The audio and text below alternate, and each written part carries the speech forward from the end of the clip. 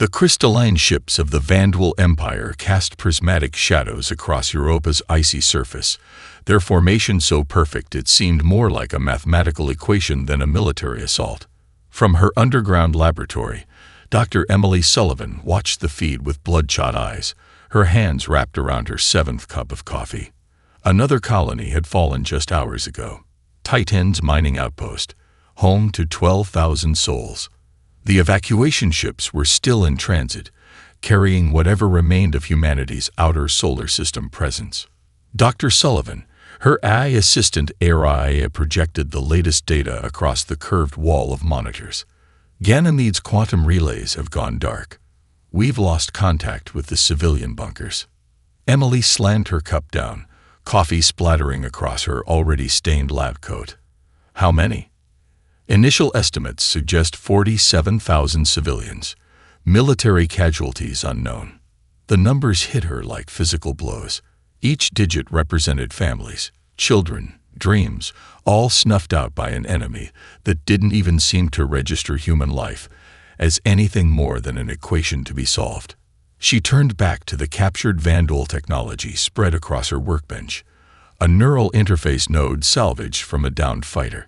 Its crystalline structure pulsed with a faint purple light, even weeks after being separated from its host ship. "Run the synchronization analysis again," she ordered, adjusting her scanning equipment. "There's something we're missing. The Vandal don't just fight in perfect formation. They think in it." Araya complied, holographic data streams flowing through the air like luminescent rivers. Emily had been studying the captured tech for months, ever since the first Vandal ships appeared at the edge of the solar system. Their technology was centuries ahead of humanity's. Ships that moved in perfect synchronization, weapons that predicted and countered every human strategy, shields that adapted to any attack pattern. But there was something odd about the neural node's quantum signature. Every few microseconds, it attempted to establish a connection, reaching out like a severed nerve seeking its network. AI, overlay all combat footage from the last 3 engagements. Focus on Vandal ship movements during electronic warfare attempts. The lab's main screen filled with multiple battle sequences. Emily watched as human ships launched EMP attacks, virus payloads, and communication jammers. Standard tactics that had proven useless against the Vandal. But there, in the milliseconds after each attack, she noticed something. Freeze frame. T-3.27 seconds after the Titan EMP strike. The image locked, showing the Vandal fleet in the middle of their perfect evasive maneuver. Emily's eyes widened as she spotted it. A slight delay, barely perceptible, in the outer ship's response time. "It's not just coordination," she whispered, her fingers flying across the holographic interface. "Their entire fleet. It's a single consciousness.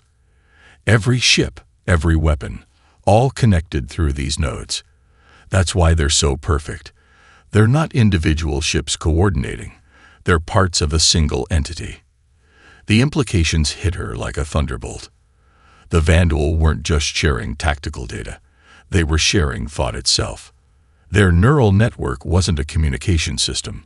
It was their greatest strength and, potentially, their greatest vulnerability.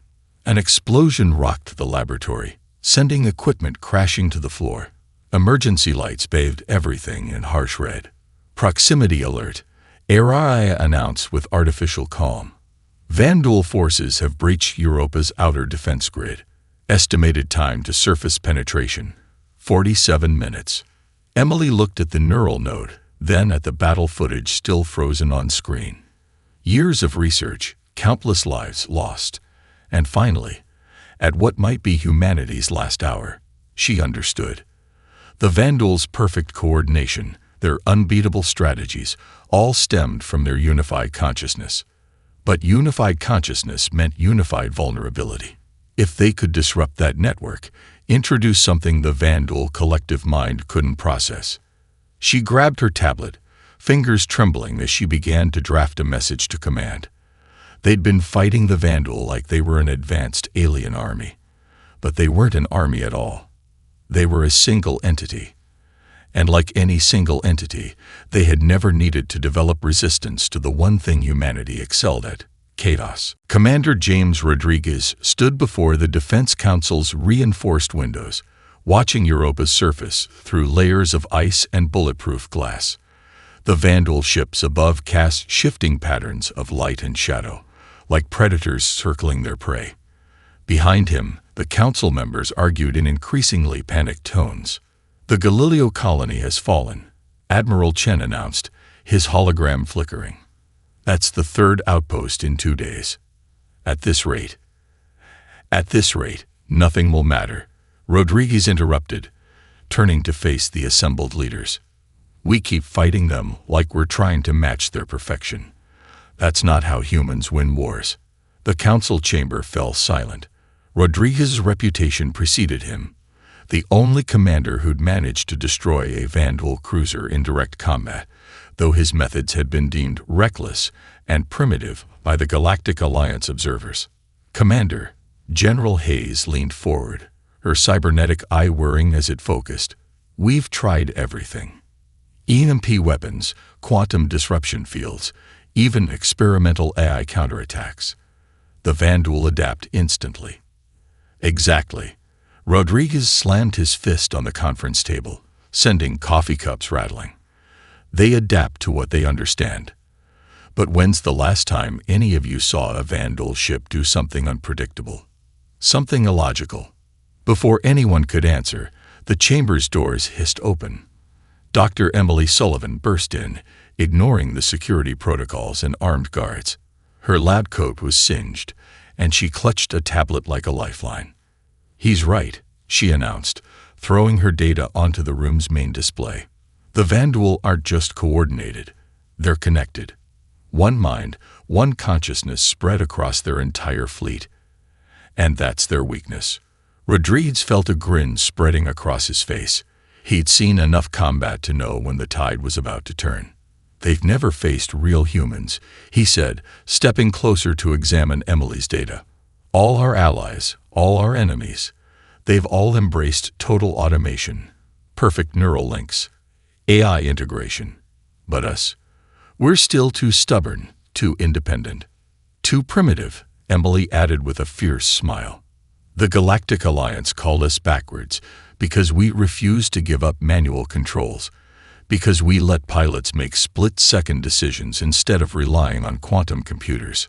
Rodriguez reached into his pocket and pulled out an ancient flight stick, a backup control system he'd insisted on installing in every ship under his command.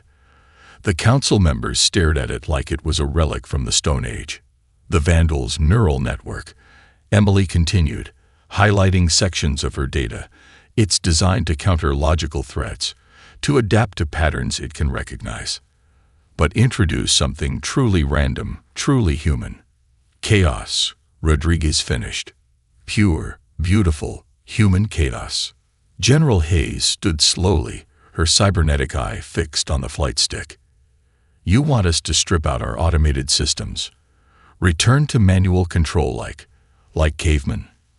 "I want us to fight like humans," Rodriguez corrected. "Every pilot making their own choices, every ship moving independently.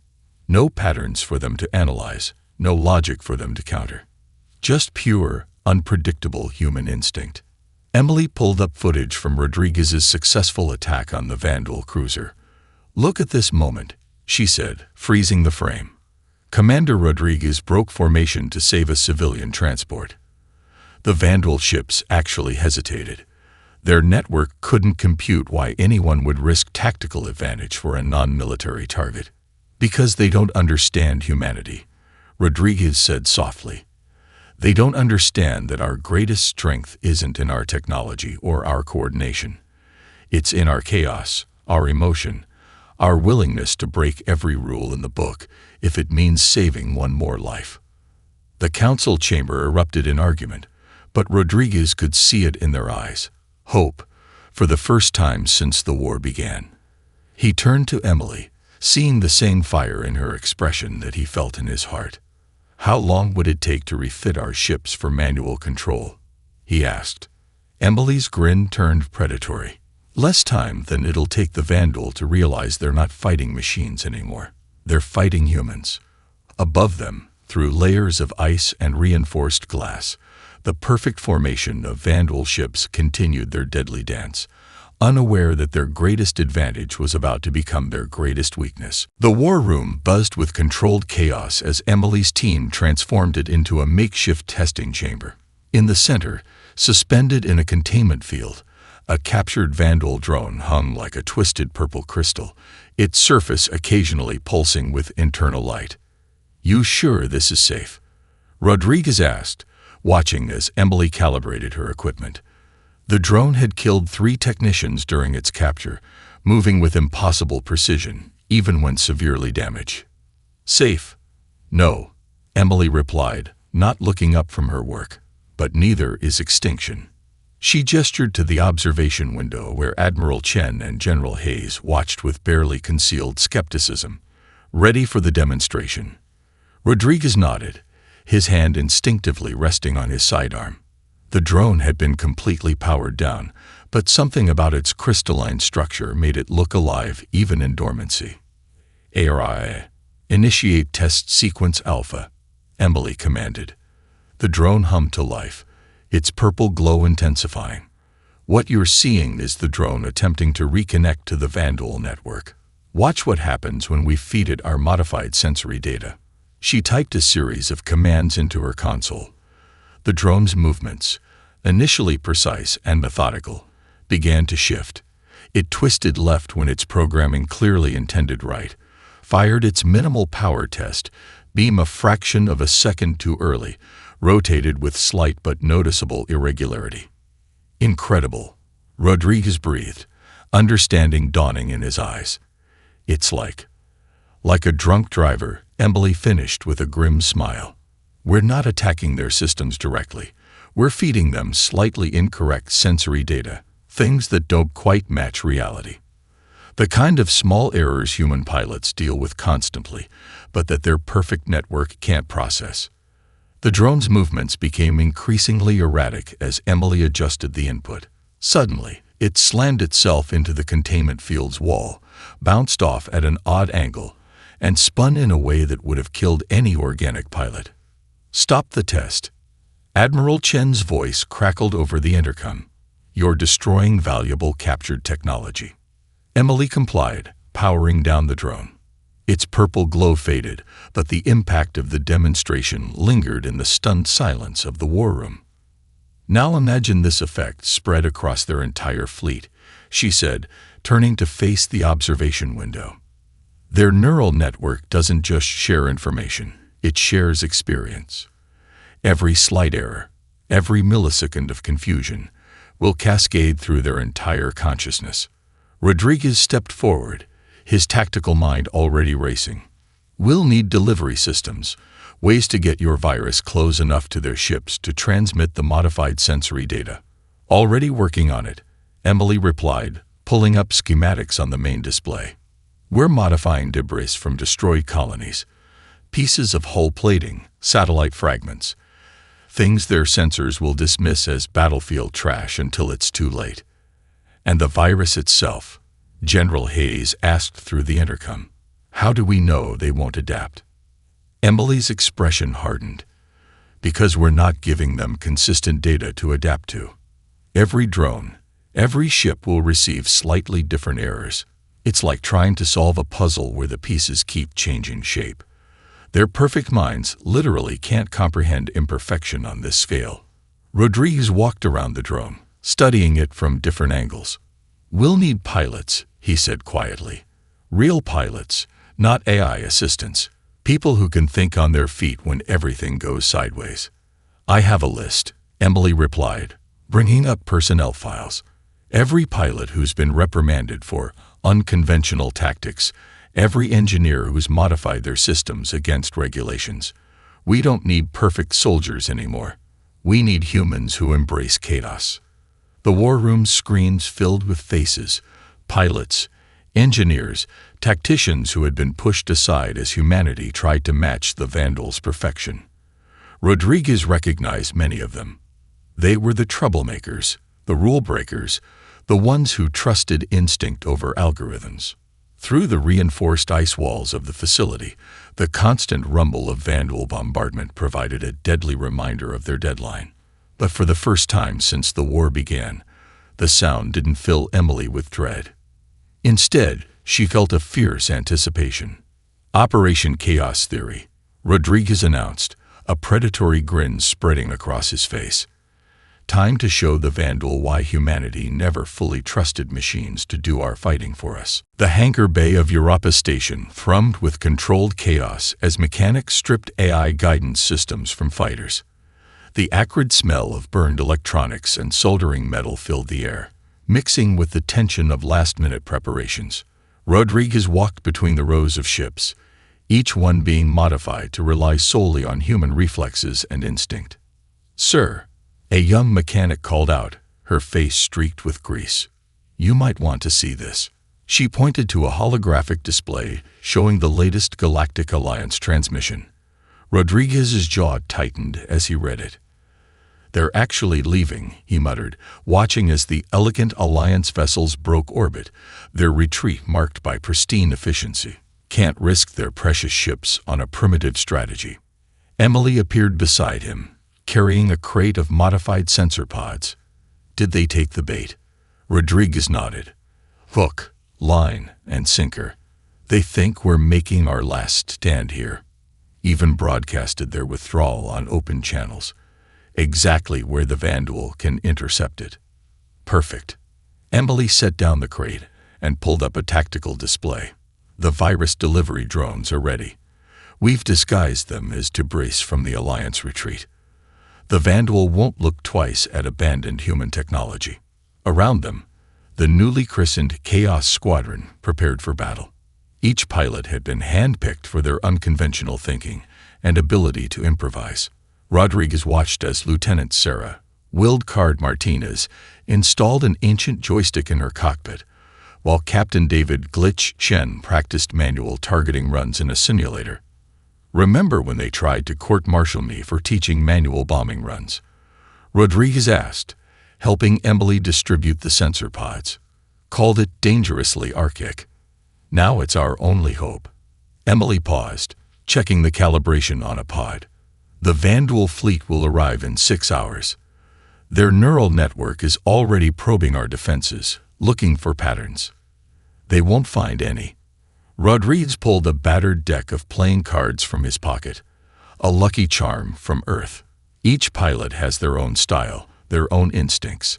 No algorithms, no predictable responses, just pure human chaos. The station shuddered as another Vanduul long-range bombardment struck the ice above. Warning klaxons blared briefly before silencing. They'd become so common that the station's AI had started filtering them out. "Commander," Lieutenant Martinez called out, "you might want to see this." She pointed to her tactical screen, where dozens of civilian ships were emerging from Europa's ice tunnels. "They're refusing evacuation orders. Say they want to stay and fight." Rodriguez exchanged a look with Emily. They hadn't planned for civilian support, but there was something fitting about it. The Vanduul would never compute civilians choosing to risk death when escape was possible. "Get them into the secondary hangars," he ordered. "If they want to fight, they'll be our second wave. The more chaos, the better." Emily's tablet chimed with an urgent alert. "The virus is ready for deployment. I've programmed each drone with slightly different variance patterns. When they hit the Vanduul network," she grinned. "Well, imagine trying to walk straight while everyone around you is feeding you different information about which way is up." Rodriguez gathered the squadron leaders for a final briefing.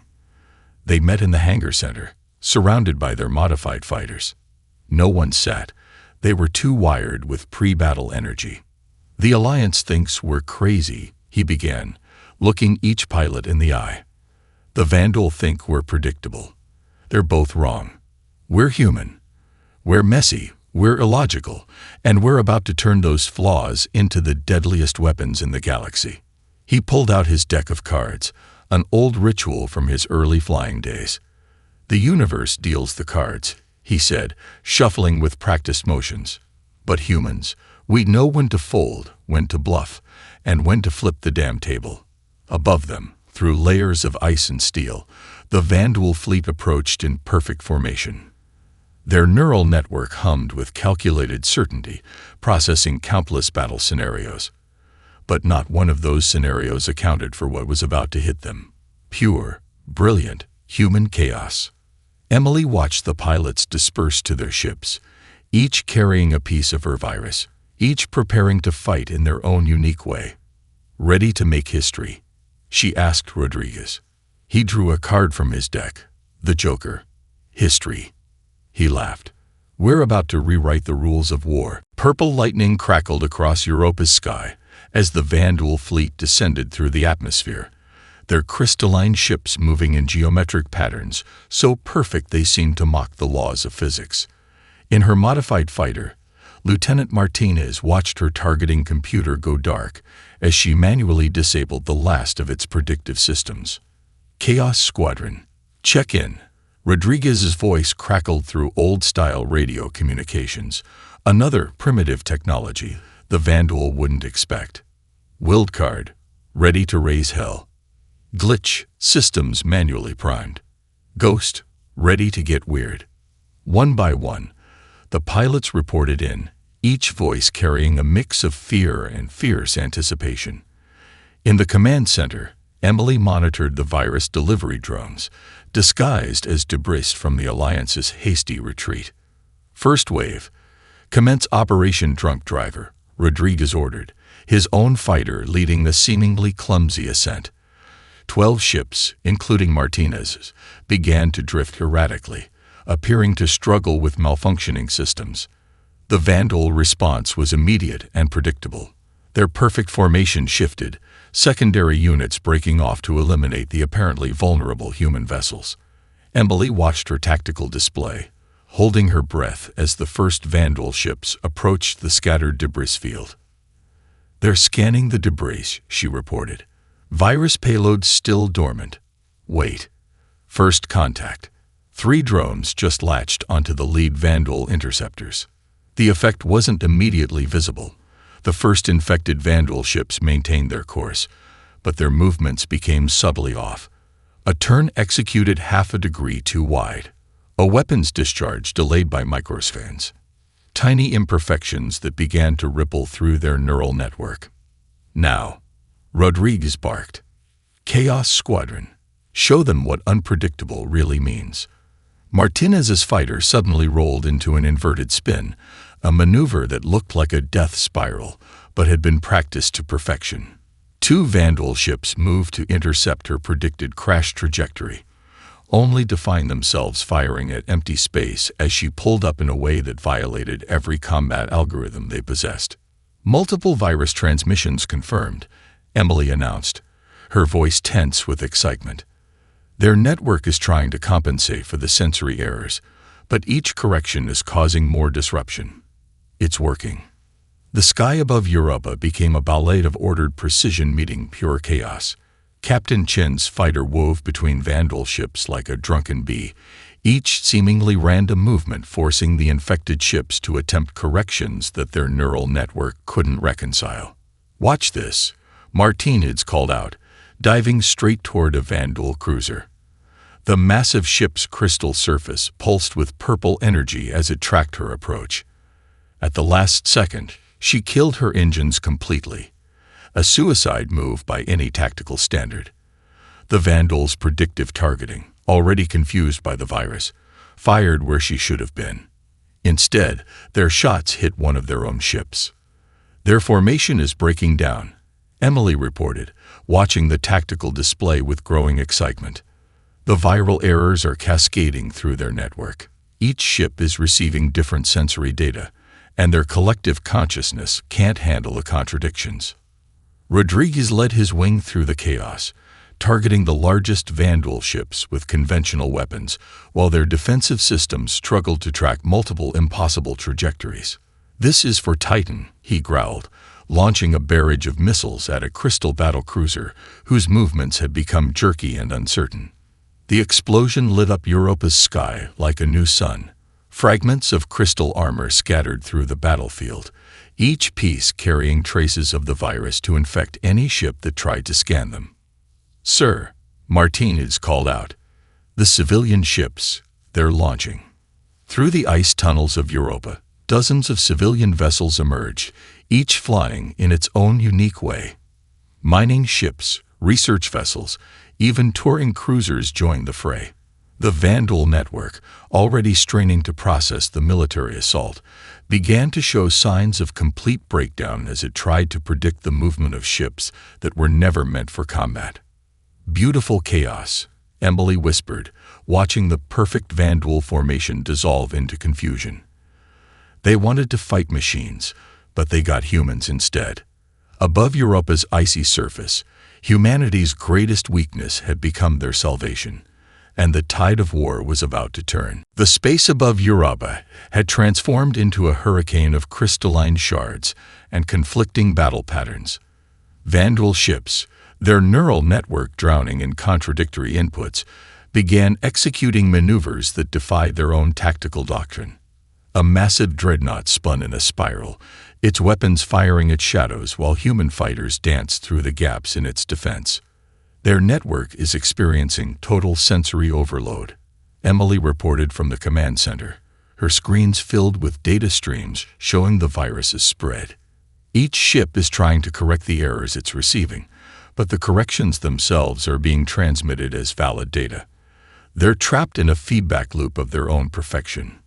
Rodriguez barrel-rolled his fighter through a debris field, launching modified sensor pods that latched onto passing Vandal vessels like technological parasites.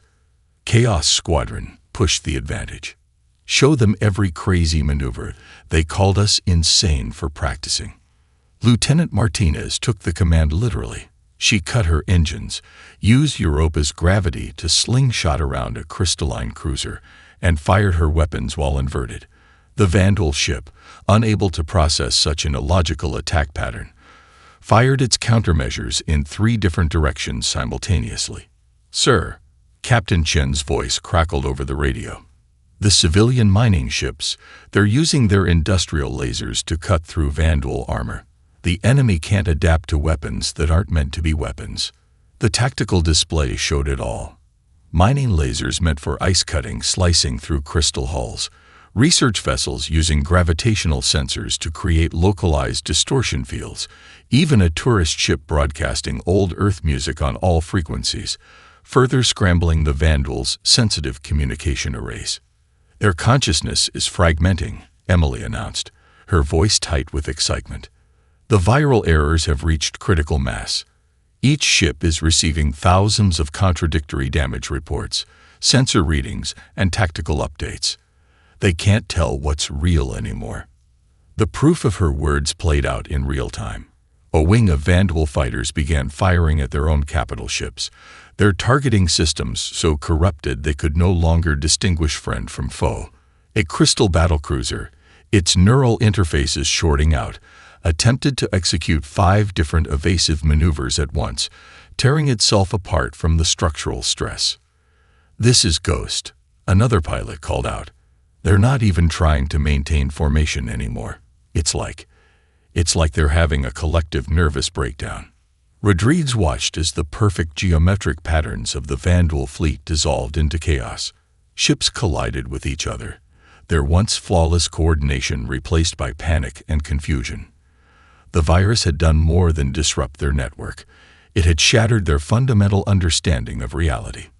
"All units, press the attack," Rodriguez ordered. "Don't give them time to isolate their systems. Keep them guessing. Keep them broken." The human fleet surged forward, each ship fighting in its own unique way. A civilian cargo hauler used its magnetic grapples to redirect Vandal missiles back at their sources. Martinez led her wing through a series of maneuvers based on 20th century dogfighting techniques, moves so old and obsolete that the Vandal had no countermeasures for them. In the command center, Emily's screen suddenly flashed with new data. "Commander, I'm detecting massive power fluctuations in their command ships. The neural network, it's trying to shut itself down to escape the chaos." Like a brain going unconscious to escape pain, Rodriguez realized. Push harder, everyone. Maximum chaos. Show them every trick. Every crazy idea you've ever been told wouldn't work. The next few minutes became legend. Human ships flew patterns based on dance moves, sports plays, even random number generators. Civilian vessels turned their safety systems into weapons, broadcasting emergency shutdown signals that the confused Vandal ships interpreted as critical commands. Through it all, the virus continued its work, turning the Vandals' greatest strength into their ultimate weakness. Their shared consciousness, meant to ensure perfect coordination, had become a prison of confusion and sensory overload. Look, Martinez called out. The command ships, they're breaking formation. Above Europa's icy surface, the massive Vandal command vessels began to drift apart, their crystal surfaces dark and erratic. The perfect engine of war was coming apart, overwhelmed by something their billions of calculations had never accounted for, the beautiful, terrible unpredictability of the human spirit. From her command station, Emily watched the tactical display transform into something she'd never thought possible. Vandal ships were retreating, not in their usual perfect formation, but in scattered, panicked bursts, like a shattered mirror catching light at random angles. Their entire command structure is collapsing, she reported, her voice hoarse from hours of constant updates. The virus isn't just affecting their sensors anymore. It's forcing their neural network to experience every random human decision simultaneously. They're experiencing psychological shock on a fleet-wide scale. Rodriguez's fighter streaked across her display, leading a wing of fighters against the largest remaining Vandal command ship. Then let's give them something really traumatic to process. Chaos Squadron. Execute Operation Wildcard. The maneuver that followed violated every principle of space combat. Fighters deliberately crashed into each other's ion trails, creating unpredictable turbulence patterns. Civilian mining ships activated their excavation charges in precise sequences, creating a maze of expanding debris fields. And through it all, Martinez's wing flew patterns based on ancient Earth dancing. The waltz translated into three-dimensional space combat. Sir, Captain Chen's voice crackled through the comm. The command ship's crystal structure. It's resonating with our sensor feedback. The virus is affecting their physical structure. Emily's screens confirmed it. The massive command ship's crystalline surface was vibrating, its perfect lattice structure trying to compensate for thousands of contradictory sensor inputs. Fracture lines appeared across its hull, spreading like cracks in ice. All units, clear the blast radius, Rodriguez ordered. Lieutenant Martinez, show them your final. Martinez's fighter shot forward, trailing a cloud of modified sensor pods. She executed a series of maneuvers that looked like mechanical failure, but were precisely calculated to appear random to Vandal sensors. The command ship's defensive systems, already corrupted by the virus, tried to track all possible trajectories simultaneously. The strain on their network is critical, Emily announced, watching energy readings spike across her displays. Their collective consciousness is experiencing the equivalent of a seizure. They can't distinguish real threats from sensor ghosts. The command ship fired its main weapons in 12 different directions at once. Its crystal structure, vibrating at frequencies that should have been impossible, began to emit a high-pitched keen that carried through space on electromagnetic waves. Now, Rodriguez ordered. Martinez launched her final payload, not a weapon, but a simple radio transmission. An old Earth rock song, its chaotic rhythm and unpredictable beat pattern, transmitted directly into the Vandals' neural network through their own corrupted sensor arrays. The effect was catastrophic. The command ship's crystalline structure, already stressed beyond its limits, shattered. Not in an explosion, but in a cascade of fracturing crystal that spread from section to section, each break transmitting new chaos through the neural network to other ships. Multiple chain reactions detected, Emily reported, her voice filled with awe. The virus is spreading through the crystal fragments themselves. Every piece is broadcasting its own random signal pattern. The entire Vanduul fleet. They're experiencing what amounts to a collective mental breakdown. The scene above Europa became something that would be remembered for generations. The mighty Vanduul fleet, terror of the galaxy, began to retreat in total disorder. Ships fired at their own shadows, crashed into imaginary obstacles, or simply shut down, their crews overwhelmed by the cacophony of human chaos flooding their neural networks. "They're running," Martins whispered over the comm. "Holy shit, they're actually running." Rodriguez's voice carried a fierce pride. "Not running, Lieutenant. They're experiencing humanity in all its gloriously chaotic splendor, and their perfect minds can't handle it." Emily's screen showed the full extent of their victory.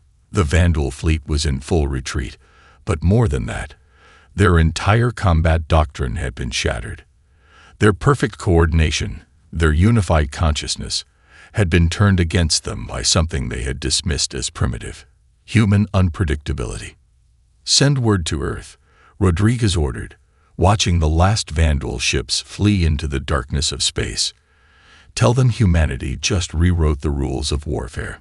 The age of perfect order is over."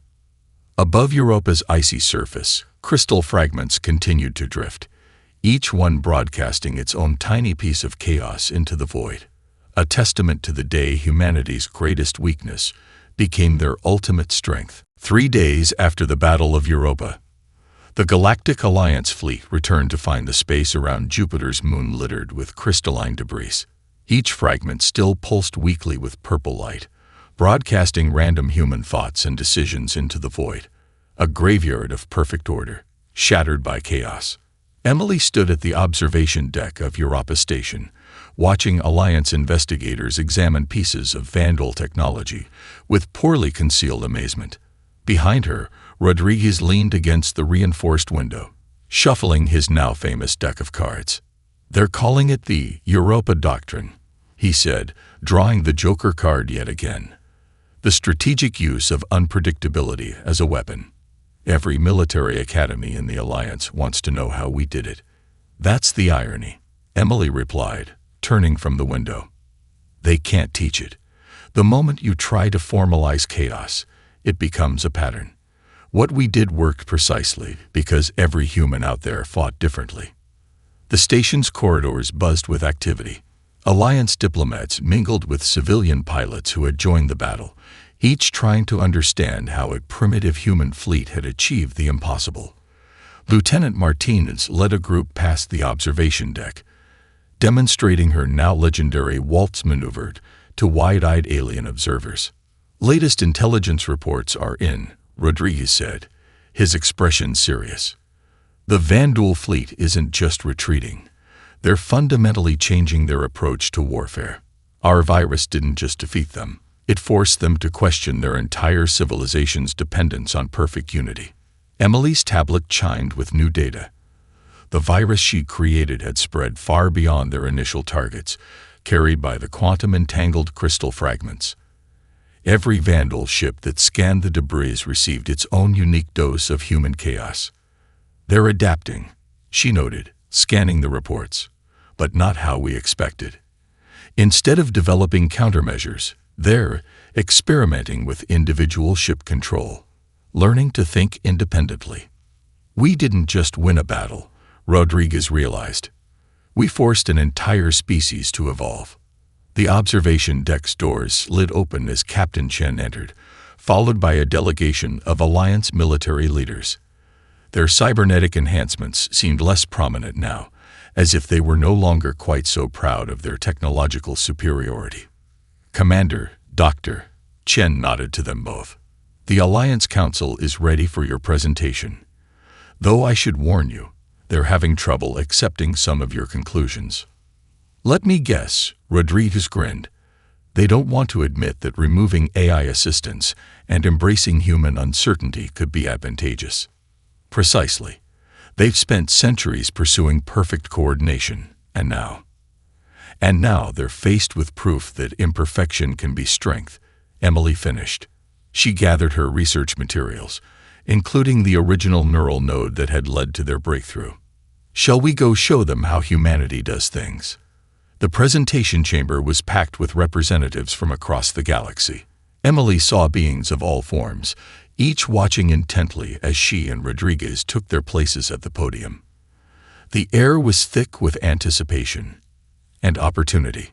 Ladies, gentlemen, and beings of all designations, Emily began.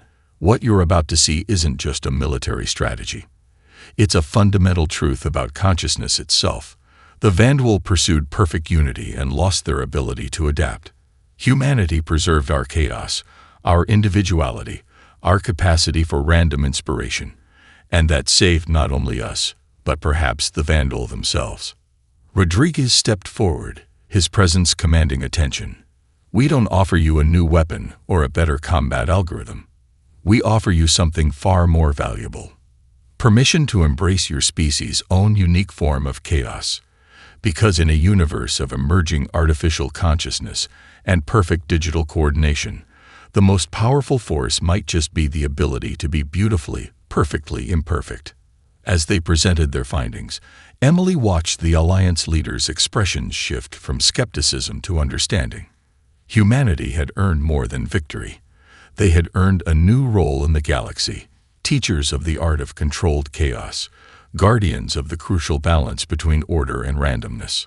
Above them, through the station's crystal dome, the last light of the setting sun caught the drifting Vanduul debris, creating a dance of purple and gold across Europa's icy surface. Each fragment told the same story. The day humanity's greatest weakness became the galaxy's greatest strength.